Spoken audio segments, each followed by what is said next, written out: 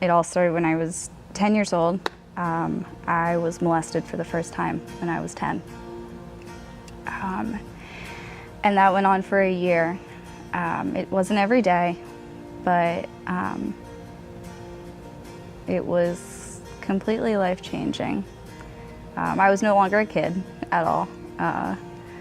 He was gone out of my life a year later, and in stepped someone else who didn't like me.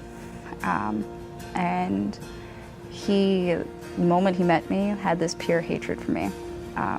And at 11 years old, told me things like I should kill myself because I was never going to be loved and I should give up.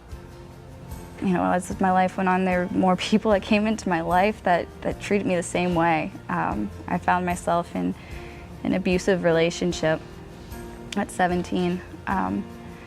Physical, emotional, sexual, everything.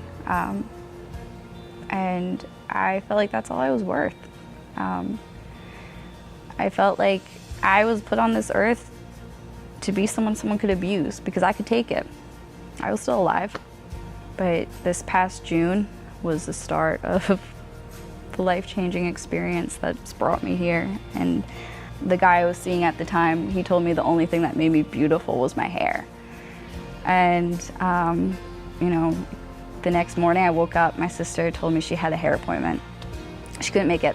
She was like, take it. I was like, okay. I went, and I had so much pride in my hair, and I chopped it all off and donated it.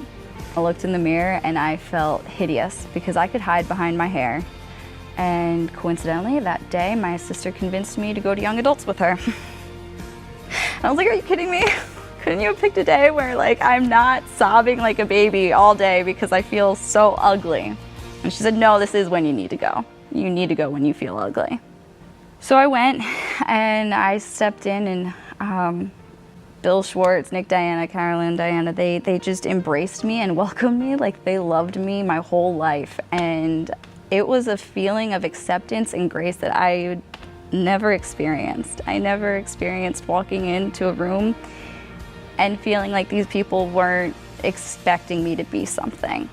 One day they even actually, being at young adults, they helped me to completely rid myself of the abusive ex that I was tied to for 6 years. I removed every life decision that I knew wasn't good for me. I completely got out of that lifestyle. But then, you know, my final big moment of realizing I need to declare that Jesus Christ is my Lord and Savior, I laid in my bed and I cried out to Jesus, and I genuinely could feel the warmth of his arms around me. I could see his face. I could feel his smile, and it was like I finally was loved so unconditionally in a way I never thought I could be. And it no longer mattered what people had said to me, what people told me I was, because I knew what he saw me as.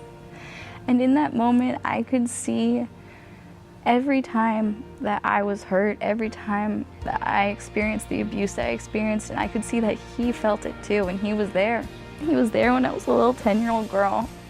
And that was when I knew, like, there's no turning back. This is the life I need to live.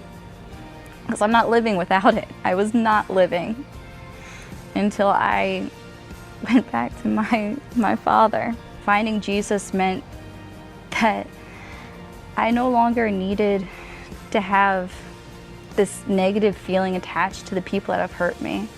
You know, waking up and seeing that I'm not meant to be abused, I'm meant to hold the hands of those that have also been abused and say, you're not alone and you're okay. You have me. You have so many other people that have gone through this, but beyond anything, you have God and you have Jesus on your side, and he is there, and he has been there the whole time.